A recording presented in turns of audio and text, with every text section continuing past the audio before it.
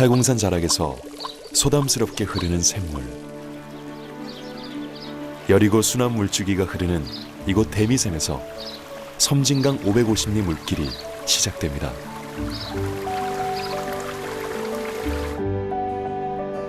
소녀같이 수줍게 흐르던 강줄기는 전라북도와 남도를 지나 원숙한 처녀로 성장하고 경상남도에 이르러서는 마침내 넉넉한 품을 한껏 열어 섬진강 사람들의 삶을 보듬는 어머니가 됩니다.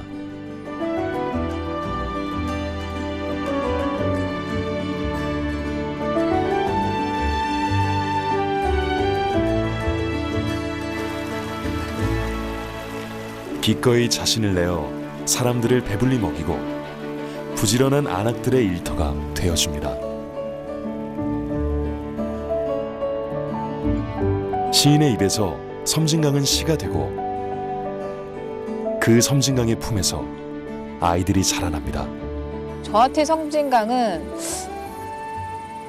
질리지 않는 엄마의 품 같은 포근함을 느낄 수 있는 장소. 우리 부모로 생각해. 나를 낳아주신 부모로 생각해. 이 강물에서 일어나는 일이라든가 이 산천에서 일어나는 일이 다 나한테 공부가 된 거죠. 근데 도서관이나 마찬가지야. 이 자연이. 넉넉한 섬진강 따라 흘러가는 풍요로운 삶의 이야기. 지금 만나러 갑니다.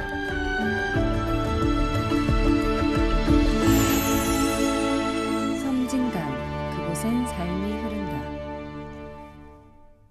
이 섬진강에서 가장 깊은 산골이라고 보면 돼요. 여기가. 섬진강 550리 길에서 가장 깊은 곳이야.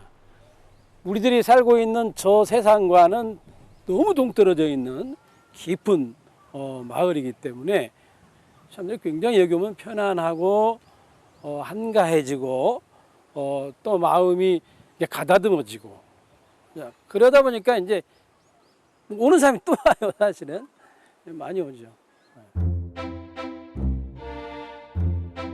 섬진강 골짜기 구단마을에서 김용택 시인의 특별한 수업이 열렸습니다. 자연에서 일어나는 일, 멀리 서울에서 찾아온 어린 학생들에게 섬진강과 시에 대해 얘기해 주는데요. 자, 이 앞에 흐르는 게 뭐요? 무슨 강이요? 섬진강이요. 섬진강. 내가 누구냐면 사람들이 나보고 섬진강 시인이라고 그래요. 섬진강이야. 시인의 입에서 시가 되었던 섬진강은 아이들의 눈엔 어떻게 비춰졌을까요? 아이들이 섬진강에 대한 생각을 자유롭게 적습니다.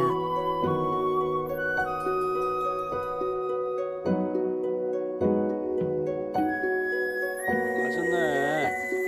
다 잘 썼다. 그렇게 마음 가는 대로 적다 보면 아이들은 어느새 시인이 됩니다. 이렇게 섬진강을 찾아오는 아이들이 있으면 그냥 꼭 가서 같이 노는 거지, 뭐 놀아주는 거죠. 아이들이 자연하고 이렇게 친할 수 있도록 좀 안내를 해주고 마을, 작은 마을이 있고 또 뭐 이렇게 숲이 있고 나무가 있고 또 강물이 있고 논과 밭이 있는 이 자연 속에서 아이들이 몸을 자연과 섞어보는 거죠. 그게 중요하죠.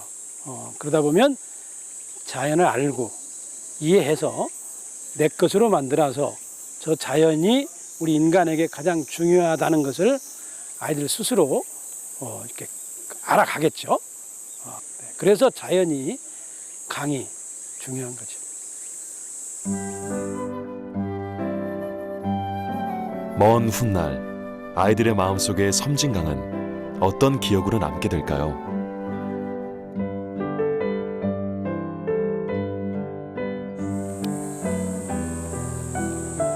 섬진강을 바라보며 시인은 강물처럼 흘러간 지난 날을 추억합니다. 추억의 한켠엔 어린 시절부터 발바닥을 디디고 살던 옛집이 있습니다. 시인이 고향집으로 향합니다.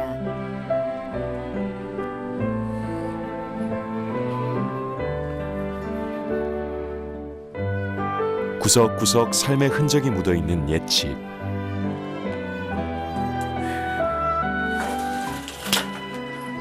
관란헌이라 이름 붙여진 이 집의 서재에서 시인은 섬진강을 바라보며 수많은 시를 썼습니다.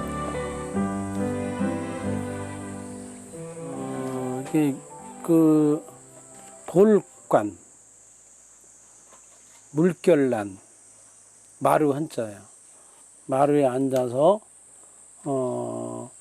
흘러가는 강물을 바라보는 집, 마루, 뭐 이런 뜻이죠. 네.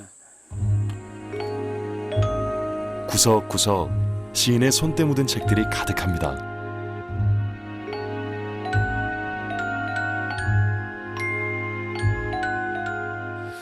여기가 산골이잖아요. 그래서 초등학교, 중학교, 고등학교 때까지는 교과서에 책이 없었어. 책을 읽는 사람이 없기 때문에 이 마을에.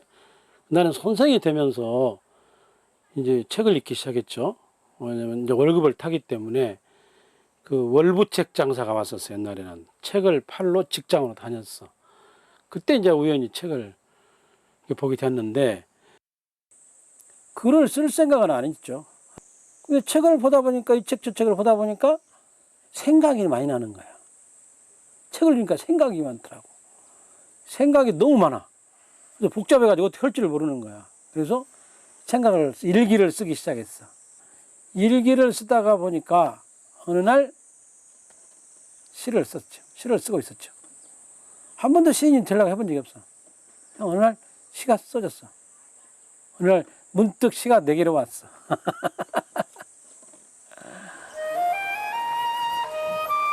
일평생을 섬진강 상류의 진매마을에서 살아온 김용택 시인. 이곳에서의 추억은 종이에 옮기기만 하면 시가 되었습니다. 김용택 시인이 내가 강가를 어렸을 때 걷습니다. 이 강하고 놀았던 이야기를 쓴 게 책이 한 권이 넘어요. 왜냐면 이게 섬진강 상류 쪽은 강물이 얕아요. 강폭이 좁고. 그래서 사람들이 들어가서 놀 수가 있는 거야. 사람하고 가장 가까운 강이 섬진강이야. 어렸을 때 이제 나는 강하고 친하게 놀았죠. 친구들하고. 또 요게 이제 저런 데가 다 우리들이 봄, 여름, 가을, 겨울 고기 잡고 수영 배우고 저녁에 모여가고 하던 곳들이죠. 시인은 섬진강에 대해 어떤 이야기를 전하고 싶었던 걸까요? 이게 뭐 눈을 뜨면 섬진강이었기 때문에 평생 섬진강을 떠나본 적이 없잖아요.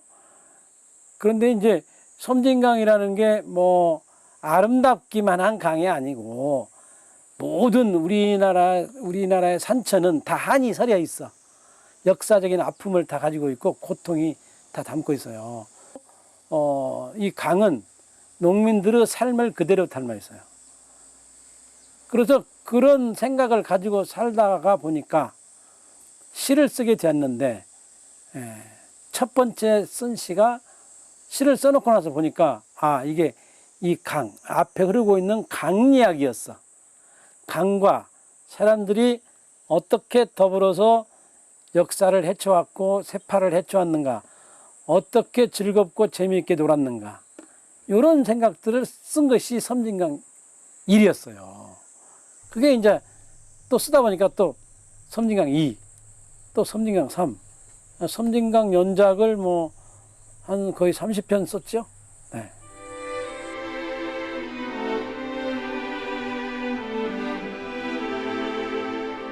강을 건너는 시인 위로 시가 쓰여집니다.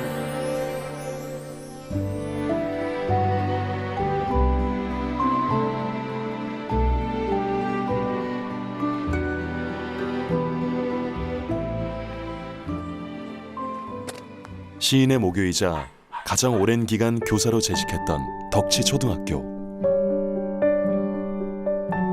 섬진강을 끼고 있는 아름다운 학교입니다.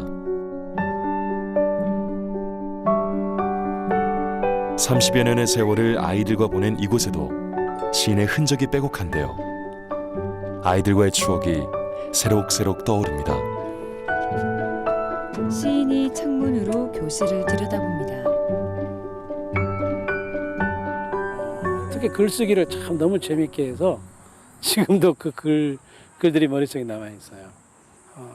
지, 쥐는 나쁜 놈이다. 먹을 걸 살짝 다 가져간다. 그러다가 쥐약 먹고 죽는다. 뭐 이런 시간이. 어른들이 도저히 흉내낼 수 없는 어떤 자기들만의 어떤 그 어린이다운 표현이 굉장히 신선하고 사람들을 즐겁게 하죠. 시인에게 그러했듯이 아이들에게도 섬진강은 최고의 놀이터였습니다. 옛날에는 마학선수가 한 반에 60명, 70명이 됐었잖아. 막 더워. 그러면 바로 이 앞에가 내과가 좋았어. 지금은 풀이 꽉 차서 못 들어가는데 옛날에는 그냥 하얀 자갈밭이었어. 그러니까 공부하다가 체육 시간이 있잖아. 더우면 나가자 하고 나가는 거지. 나가서 막 아이들 강변에 그 자갈밭 그 물속에다 풀어놓으면 다슬기, 뭐 물새우, 고기 금방 한 수대 잡아와. 그럼 내가 이제 그 물새우를 잡아오면 집에 가서 삶아와. 수대에다 삶아가지고 점심시간에 싹 나눠줘. 그것도 먹기도 하고. 그래서 강하고 굉장히 친했지. 그렇게 아이들은 강과 함께 자랐습니다. 김용택 시인이 강을 따라 난 길을 걷습니다. 이제는 시인의 길이라 이름 붙여진 이 길은 김용택 시인의 출퇴근길이었는데요. 강변 따라 십리길을 시인은 매일같이 걸어 다녔습니다. 지금은 잘 포장된 도로지만 원래는 숲이 우거진 오솔길이 전부였다고 하는데요.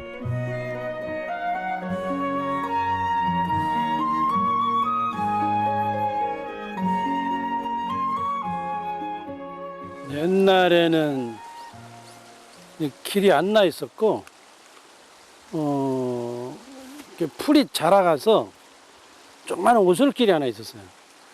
아침에 이렇게 출근을 하면 풀잎에 이슬이 옷을 다 적셔. 그럴 정도로 길이 좁았죠. 이 길에 봄에서부터 가을까지 막 꽃이 굉장히 많이 펴 있어요. 봄부터 꽃이 피기 시작해서 가을 늦까지 이렇게 풀꽃들이 많이 펴요. 그 꽃들을 꺾어서 이제 갖고 가죠. 그럼 애들이 막 마중 나오잖아요. 그런데 애들을 꽃을 주면 애들이 막 꽃을 들고 막 뛰어들어가요, 집으로. 엄마 하면서 엄마를 딱 꽃을 주는 거야. 엄마가 막 그 꽃을 받고 우리 한 사람이 꽃을 받고 환하게 웃던 모습들이 떠오르죠. 그러다 보니까 이제 뭐 굉장히 서정적이잖아요, 삶이. 그러니까 이제 뭐 시를 썼죠. 뭐 여기 뭐 이 강물에서 일어나는 일이라든가 이 산천에서 일어나는 일이 다 나한테 공부가 된 거죠. 근데 도서관이나 마찬가지야, 이 자연이. 시인에게 섬진강은 그렇게 삶의 추억이 어린 곳이었습니다.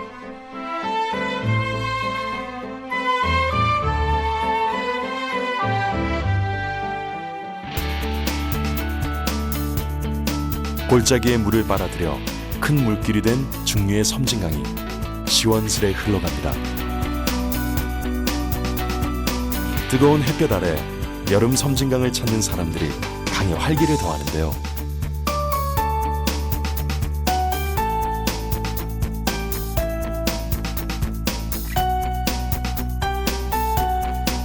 여름 섬진강에서 만나는 반가운 손님이 또 있습니다. 할아버지가 그 손님 맞이에 분주하신데요. 수박 향이 나는 여름 별미 은어가 그 주인공입니다.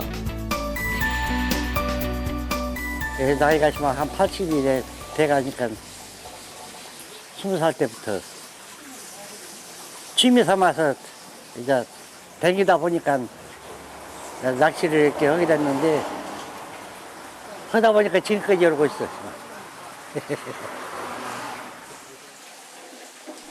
항상 준비를 도와주는 할머니. 낚싯대 말고도 이것저것 챙길 것이 많습니다.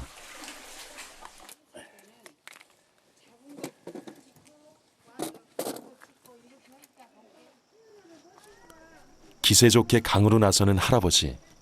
그런데 할머니는 따로 배웅 인사를 하지 않습니다. 낚시한 사람들은 고기 많이 잡아보라면 못 잡은대. 예, 못 잡은 게, 갈 때는 맘대로 가. 가든가 말든가. 올 때는 이제 얼른 쫓아가야지. 많이 잡았건가 몰라고. 얼마나 잡았대요? 그러고 신사예요. 고기 잡은 사람은 인사 그걸로 끝. 강물에 다다르려면 험한 수풀을 헤치고 나아가야 하는데요. 이런데도 매일같이 낚시를 하시는 이유가 궁금해졌습니다.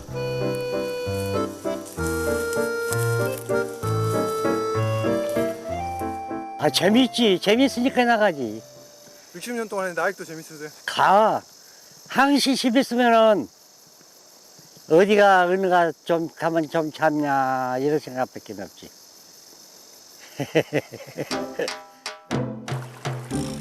할아버지가 향하는 곳은 바위가 많은 강변. 은어가 바위 틈에 이끼를 먹고 살기 때문인데요. 익숙한 솜씨로 채비를 시작합니다.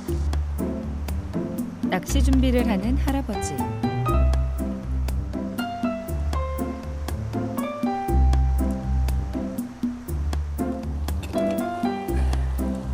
그런데 갑자기 집에서 가져온 은어를 꺼내는 할아버지.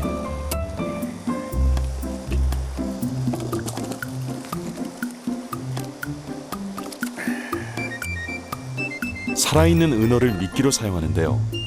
이를 깸낚시라고 합니다. 지금 말하자면 저 은어 한 마리가 이 바위를 먹고 있어. 저 지금 강 속에서. 그 이것이 들어가가 우리. 들어가면은 왜 내 집을 들어오냐? 왜 내 밥을 먹으려고 오냐? 혹은 쫓아내려고 탁 때려버려 뒤를. 그럼 여기서 꽂히는 거야. 이 낚시가. 본격적으로 강물에 낚시대를 들이운 할아버지. 올해 여름의 끝자락엔 유난히도 비가 많이 내렸는데요. 그래서 평소보다 강물이 조금 불어있는 상태입니다.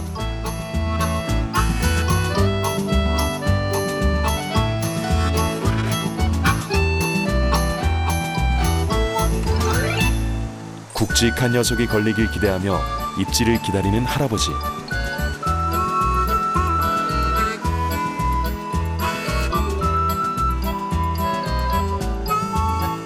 하지만 20분이 넘도록 소식이 없습니다. 이번 물에 깨끗이 이제 바닥을 실어가지고 없어. 바위가 그럼 이끼가 있어야만이 은어가 그는 먹으려고 그가 붙어 있는데 그것이 전혀 없잖아. 깨끗하잖아 바위가.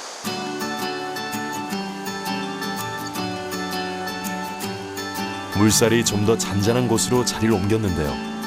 이번엔 실력 발휘를 하실 수 있을까요?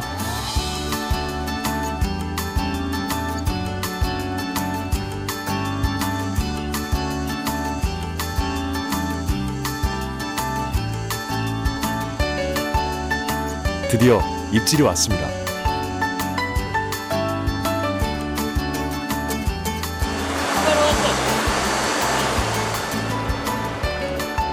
오늘의 첫 수확.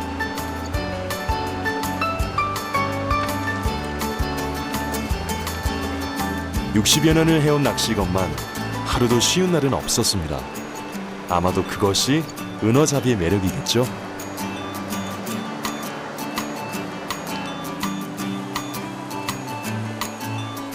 다시 낚싯대를 던진 할아버지.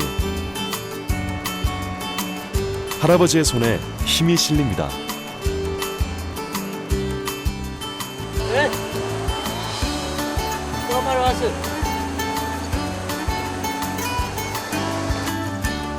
이번엔 상당히 큰 녀석인데요. 이렇게 굵은 것은 섬지강밖에 없어. 이 은어가. 딴 지방은 자라.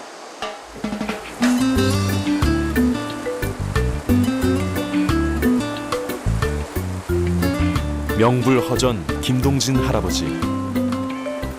은어잡이로 이름을 날린 뒤 한 수 가르침을 받고자 찾아오는 사람도 많다고 하는데요. 바다 건너서 일본에서도 할아버지를 찾아온다고 합니다. 보통 1년이면 한 4, 50명 왔다 하거든. 우리 한국에서 거의 다 와. 안 온 데가 없어. 강원도, 속초, 강릉, 울산, 포항, 대구, 뭐 전국적으로 다 와, 이렇게.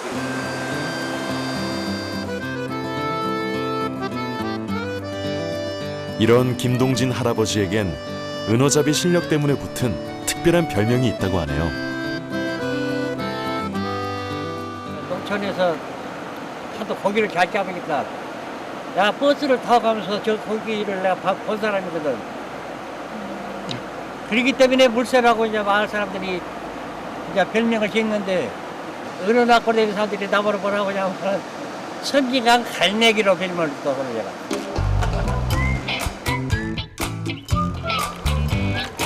섬진강 갈매기는 오늘도 얼음 팔뚝만한 은어를 잡아 기분 좋게 집으로 향합니다.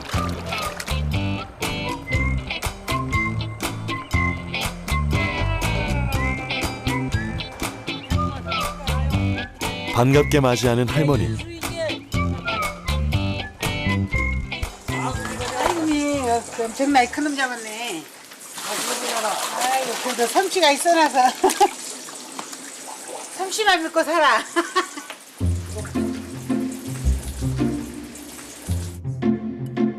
은어잡이를 하는 할아버지 덕분에 덩달아 시작하게 된 식당. 할아버지가 직접 잡아오신 은어는 할머니의 손에서 근사한 요리로 다시 태어납니다.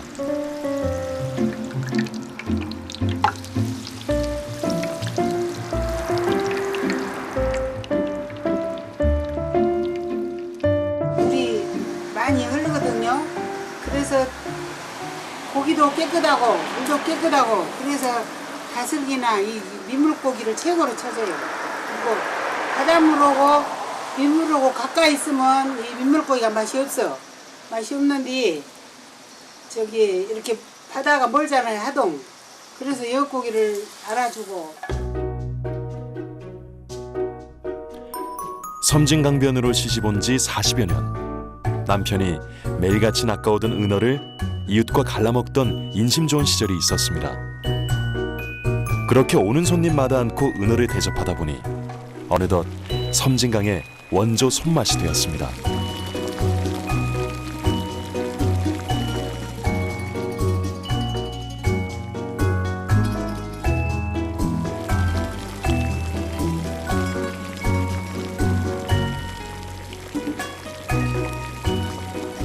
옛날에는 벤치고 군치고 이러면 무조건 공짜로 밥을 해줘야 돼.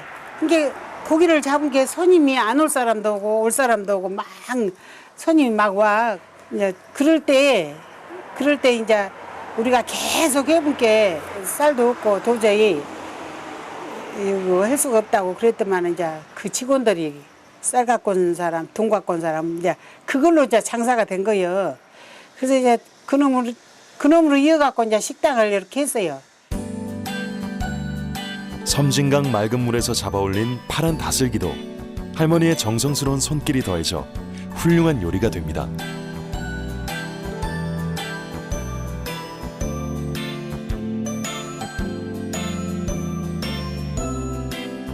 참게장과 다슬기 무침, 은어튀김과 맛깔스러운 조림까지 섬진강의 맛이 한상 푸짐하게 차려졌습니다. 나란히 앉아 식사를 시작하는 두 분. 다슬기 무침. 우리가 이렇게 좋은 데서 살면서 이런 좋은 싱싱하고 깨끗한 고기를 먹고 사는 것을 영광으로 생각해야 돼. 저기 영감이 고기 잡아.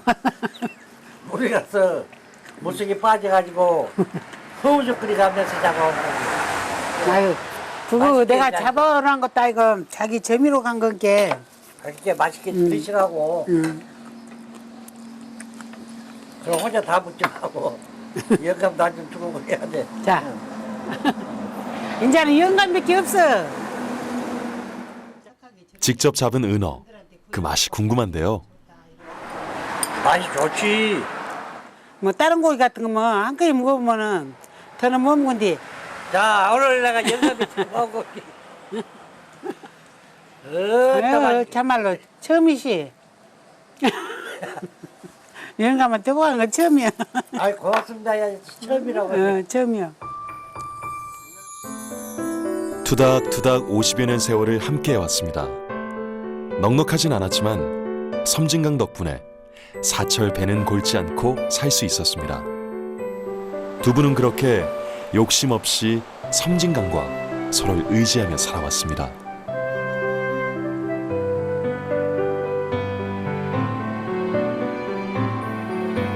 두 손 꼭 잡고 걸어가는 할머니와 할아버지.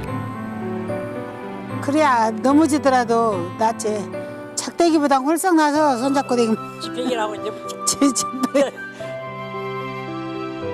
다정히 손 꼭 잡고 지난 날을 이야기합니다.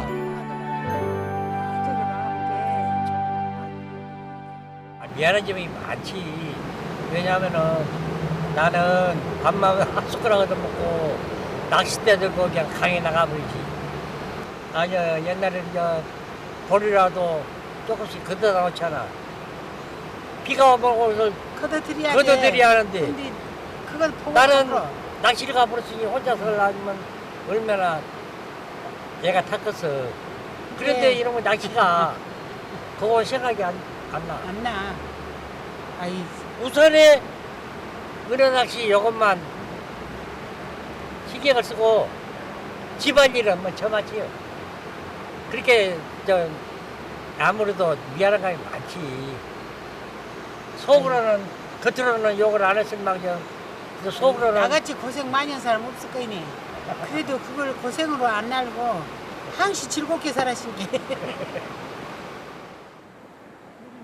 할머니 할아버지 두 분에게 섬진강은 특별한 의미가 있을 것 같은데요. 나는 이 섬진강이 우리 생명을 살린 것 같아. 왜냐면 전부 이 섬진강에 의지를 하고 우리 자식들 오남매를 다 키우고 가르치고 지금까지 이어줬으니까 지금 우리 섬진강으로 인해서 우리 자식들이 지금 잘 살고 있어요. 이게 너무 고마워요. 이 섬진강은 다 우리 부모로 생각해. 나를 낳아주신 부모로 생각해. 왜냐? 물이 없고 맑고 또 이 섬진강 때문에 내가 이만큼 또 자식들한테나 누구한테나 이렇게 성장을 시켰고 그렇기 때문에 부모라 같아. 강물이 섬진강이. 부모의 품 같은 섬진강에서 서로를 믿고 의지하며 살아온 지난 세월. 이제 노부부는 섬진강변의 기대, 황혼을 바라봅니다.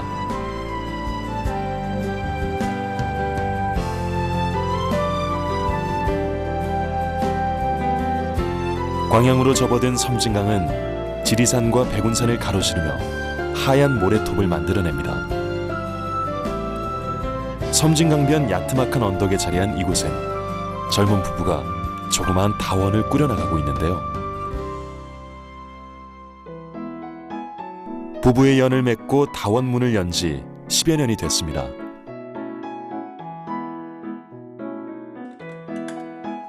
여느 집과 마찬가지로 분주한 아침 풍경.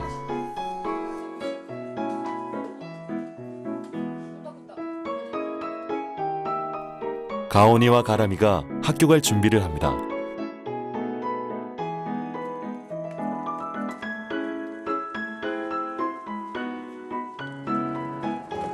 이들의 등굣길은 조금 특별합니다. 매일 전라남도와 경상남도를 넘나드는데요. 남도 대교만 건너면 경남 하동군입니다. 남매가 다니는 학교는 쌍계사 경내에 있는 쌍계초등학교입니다.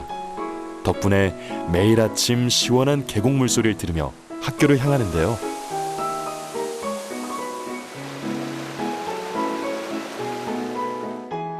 소풍 가는 것처럼 즐겁게 뛰어갑니다.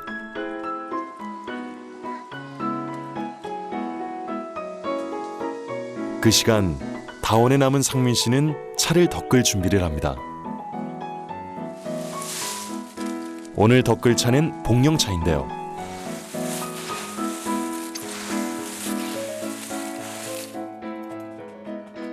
이제 소나무가 죽고 나면 거기 밑에 이제 그 소나무 뿌리에 남아있는 영양분을 먹고 사는 녀석인데 이게 심신을 안정화시켜주고 또 그 좀 머리를 맑게 해주고 지금은 이제 녹차 만드는 시기가 아니라서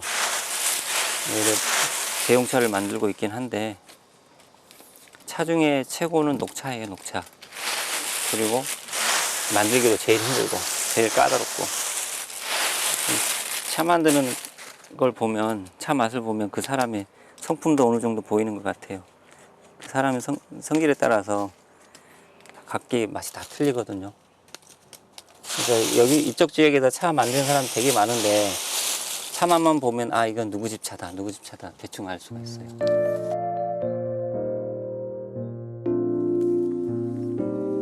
대학에서 식물학을 전공하고 유학까지 결심했던 상민 씨가 섬진강변에서 다원을 시작하게 된 사연이 궁금한데요.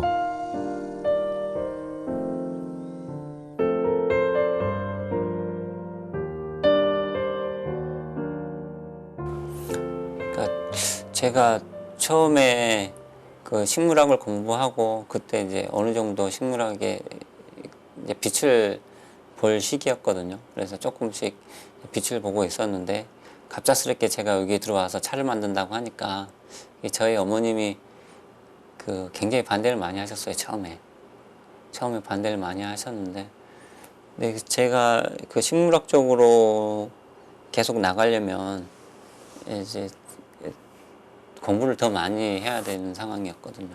외국 유학도 갔다 와야 되고, 저 혼자만을 바라보는 시간이 너무 길겠더라고요. 그러면 저 주변에 있는 사람들이 좀 고생을 많이 할 것 같아서, 그래서 이렇게 바꾼 거예요, 업을. 그런데 이게 없으면 만만치는 않은 것 같아요. 평생 한 번 마셔보더라도 평생 저 차 맛을 기억해주는 그런 차를 한번 만들어 보고 싶어요. 그게 저 앞으로 평생 차 만드는 목적이에요. 직접 덕근 차를 마시는 두 사람. 이렇게 오붓이 마주 앉기까지 많은 일들이 있었습니다.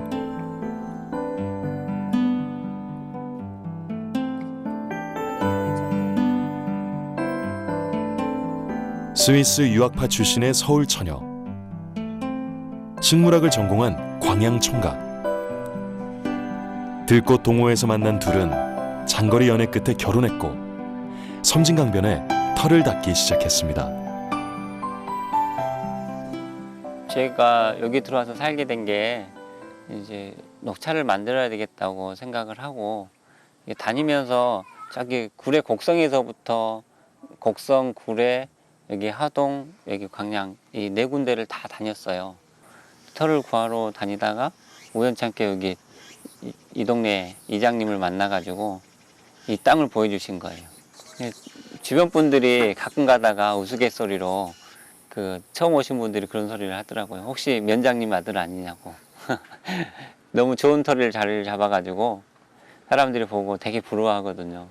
주변에 제가 좋아하는 그 지리산하고 여기 앞에 아주 아름다운 섬진강, 그리고 또 이게 제가 좋아하는 차를 한꺼번에 다 같이 할 수 있어서, 그래서 이 자리에 들어가게 됐어요. 제가 10년 동안 여기 자리를 잡고 살아가는데, 이제 너무 멋진 풍경을 보면 사람들이 질리겠구나라고 생각을 하는데, 저는 한 번도 질려본 적이 없어요. 그날 하루가 틀리고 그날 하루가 저한테는 새롭게 다가오더라고요. 그래서 정말 제가 아름다운 곳에 살고 있구나. 그래서 애들한테도 등하교 때 항상 햇빛을 보거나 나무를 보더라도 우리가 진짜 아름다운 곳에 살고 있다라면서 얘기를 해주면, 이제 저희 애들은 인지를 하니까 지네들도 이쁘다, 예뻐요 하고 지네들이 표현을 해줘요. 그래서 저는 정말 여기서 사는 거는 복 받은 것 같아요. 햇볕이 한층 누그러지는 오후가 되면 아이들이 학교에서 돌아옵니다. 바람이 얌전해 강물이 잔잔한 날이면 다원 가족은 종종 강가로 산책을 나가곤 하는데요.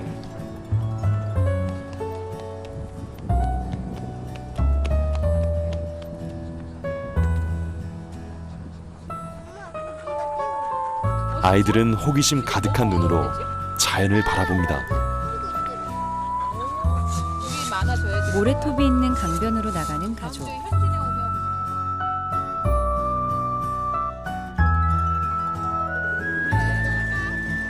강변에서 다슬기를 줍고 모래사장을 달리며 뛰어놉니다. 그래? 다슬기 찾았어?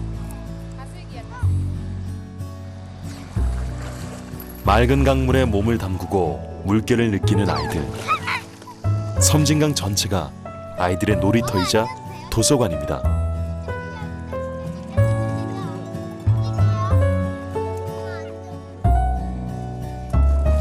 아이들이 무척 즐거워 보이는데요.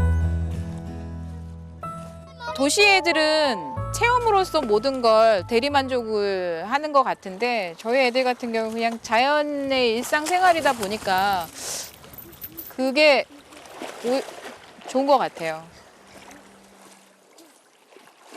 그렇게 자신만의 눈으로 자연을 알아갑니다. 너무 짧아.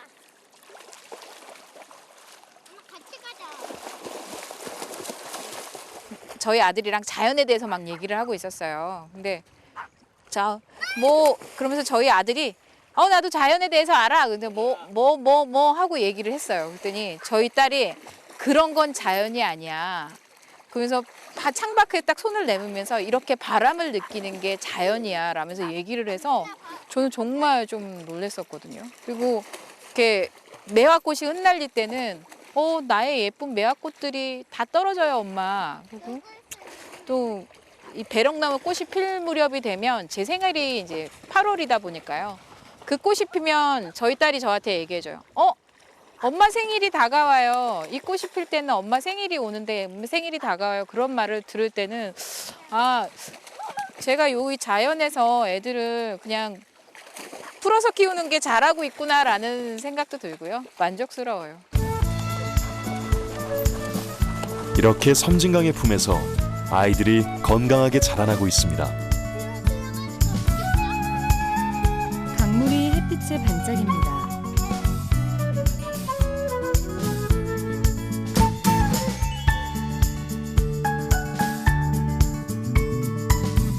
해질녘, 다원을 찾은 이웃과 함께 어디론가 향하는 가족.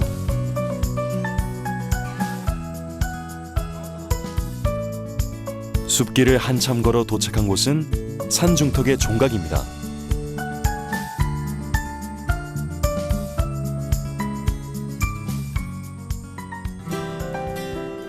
토박이들이 고지몬당이라고 부르는 이곳에 올라서면 섬진강이 한눈에 내려다 보입니다.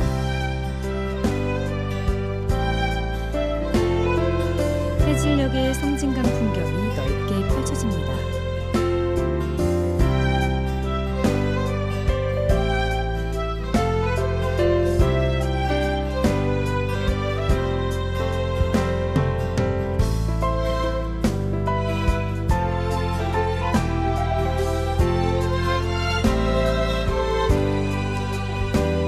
보름달이 뜨는 날, 다원 가족은 이렇게 이웃들과 함께 이곳에 들러 맛있는 음식을 먹고 차를 마시며 달을 맞는데요. 오늘은 특히 올해 가장 큰 달이 뜬다고 해 기대가 더 큽니다.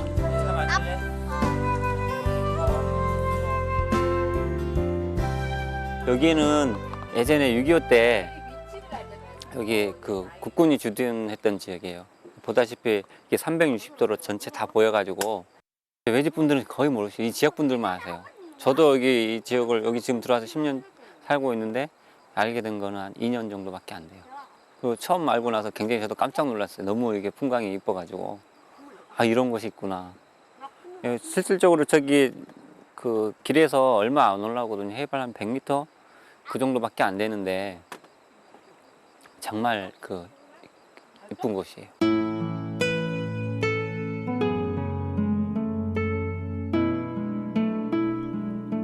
드디어 달이 차오릅니다.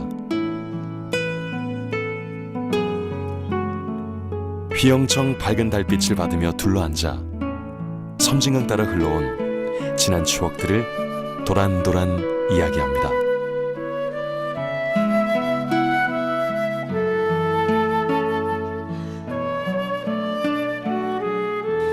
모르겠어요. 저는 섬진강하고 어떤 인연이 있는지 모르겠는데 제가 우선은 섬진강을 너무 좋아하고 섬진강을 그냥 혼자 가만히 쳐다보고 있으면 그냥 눈물이 나요.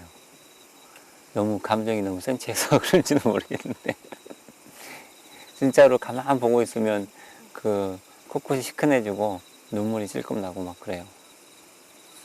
저한테 섬진강은 질리지 않는 엄마의 품 같은 포근함을 느낄 수 있는 장소. 예, 딱 서울 갔다가 내려오면서 남도대교를 보면 아, 내가 집에 돌아왔구나 하는 안도의 마음을 느낄 수 있는 포근한 장소 같아요. 예. 서울이 제 고향이지만 이 섬진강이 제가 함께할 오랫동안 함께할 고향 같은 그런 포근한 장소인 것 같아요. 바라보면 눈시울이 시큰해지는 고향 같은 그곳. 섬진강 다원 가족의 하루가 이렇게 저물어 갑니다.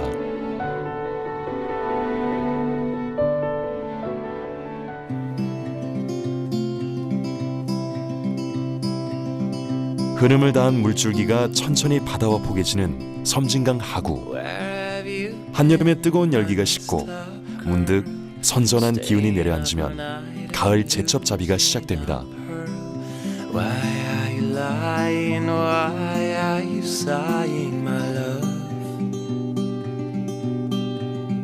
섬진강 하구는 밀물과 썰물의 영향을 받습니다. 물이 빠지면 제첩을 잡을 준비를 하는데요. 아주머니들은 함께 배를 타고 정해진 조업 구역까지 이동합니다.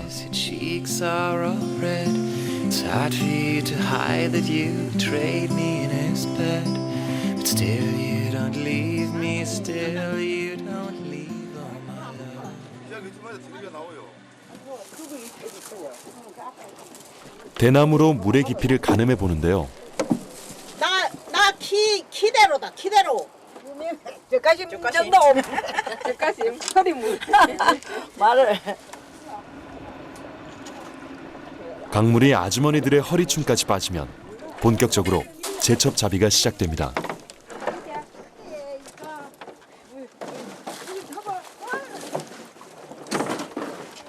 아이고 찼다. 매일 참이 물이.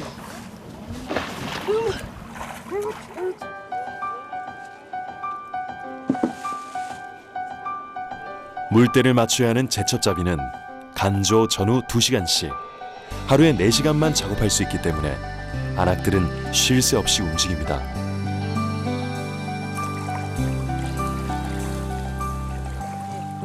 물에다 넣고 허리로 꺾고 손으로 까딱까딱 하는 거는 물에 빠지라고 하는 거 이거. 그럼 이제 조개가 들어가요. 제첩이. 섬진강 하구에는 이렇게 제첩이 서식하고 있는데요. 비처럼 생긴 거랭이로 모래를 긁어내면 모래는 빠지고 제첩만 남게 됩니다.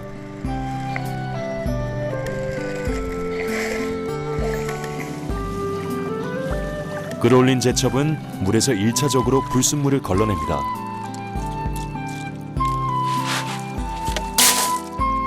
이 작은 조개가 지금껏 이곳 사람들을 먹이고 입혀왔습니다. 한 40년 되네.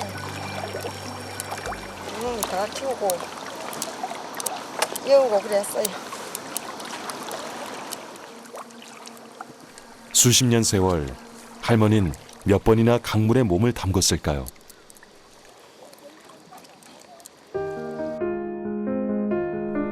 제첩은 오랜 세월 이곳 섬진강 하구 사람들의 삶과 함께 해왔습니다. 10여 년 전만 해도 제첩국을 머리에 이고 다니던 안악들을 흔하게 볼 수 있었죠.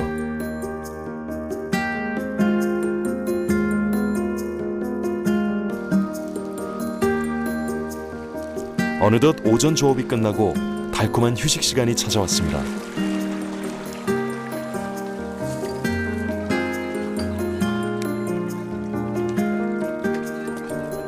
고된 물일을 하려면 참을 든든하게 먹어둬야 합니다.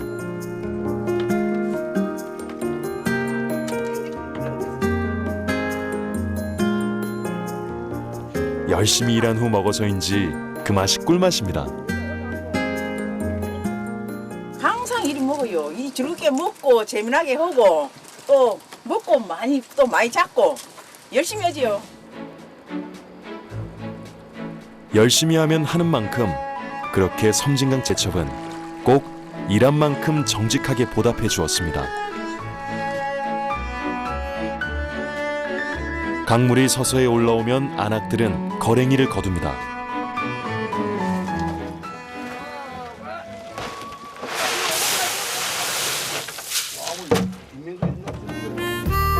제첩을 한데 모아 배에 싣고 폭우로 돌아오면 할 일이 하나 더 있습니다.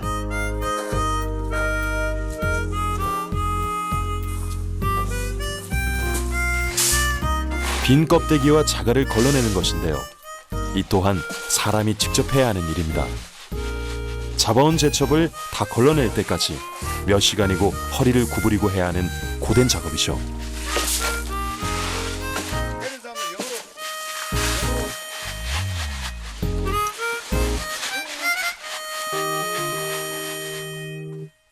맑은 황갈색의 제첩. 제첩은 이렇게 여러 사람의 손을 타고서야 비로소 제 빛깔을 드러냅니다. 이 작은 제첩 안에 섬진강 안악들의 삶의 무게가 고스란히 담겨 있습니다. 섬진강의 오후가 지나갑니다.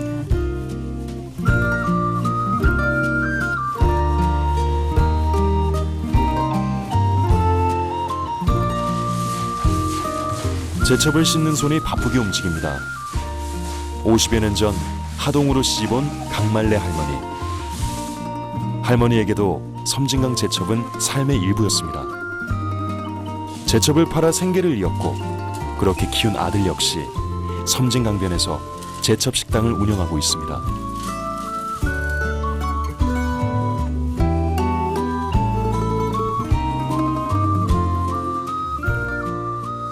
옛날 젊었을 때는 나 잡다가 우리는 이제 뭐 힘이 약하고 또 그리 잡을 수 있는 그런 역할이 뭔데 구입을 해가지고 하루에 막 500마리, 300마리 그렇게 받아가지고 그래갖고 이제 저 부산으로 이제 내보내고 이제 그러다가 영감님 이제 연세 아들고 그런 게로 모든 게 이제 아들을 불러들여고 이제 아들이 했지. 대학 졸업 후 유능한 호텔리어로 인정받던 아들 조영주 씨. 부모님을 돕기 위해 고향에 돌아온 지도 벌써 17년째입니다. 사무실에서 자판을 두드리던 손으로 제첩을 다듬고 끓입니다. 이젠 어머니도 인정할 만큼 제첩을 다루는 데 능숙한데요.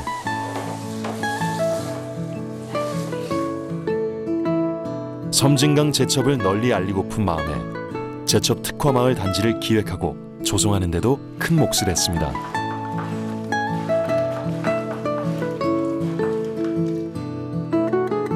이제야 제첩이 하얀 속살을 드러냈습니다.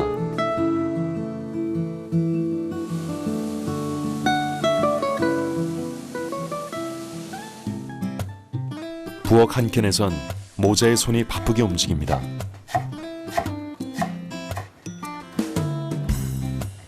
솜씨 좋은 어머니의 손맛을 이어받아 아들도 실력을 발휘합니다.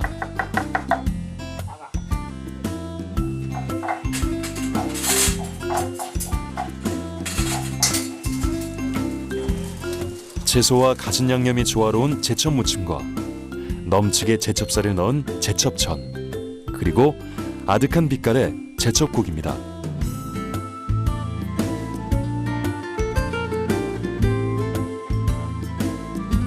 노부부와 아들이 둘러앉아 올가을 첫 제첩을 맛보는 시간.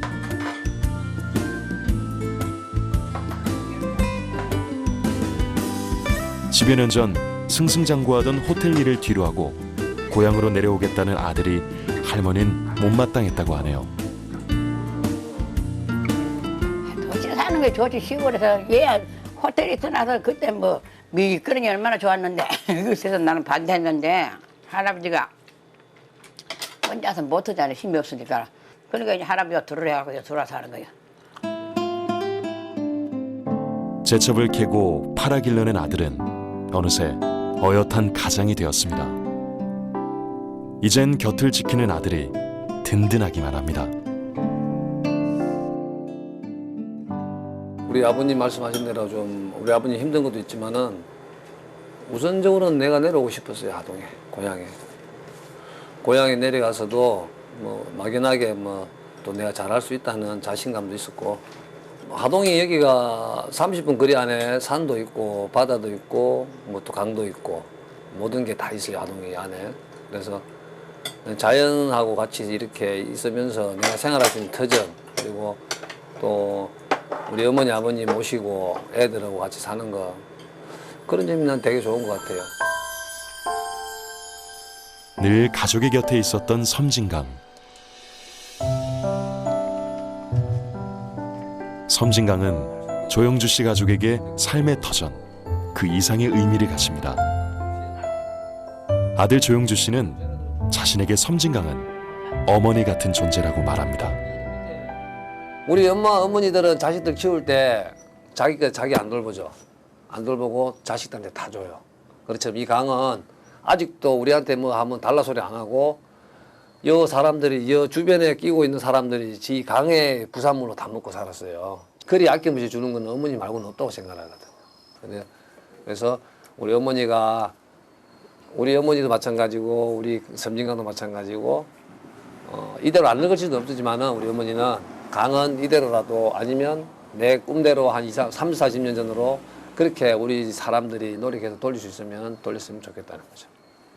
그렇게 해야 된다고 생각을 해요, 강은. 어머니의 품처럼 넉넉한 그곳, 섬진강. 누군가에겐 바라보면 눈물이 나는 곳이고 누군가에겐 삶 그 자체였으며 치열한 삶의 현장이었고 일생이 나고 지는 그런 곳이었습니다. 섬진강이 흐릅니다.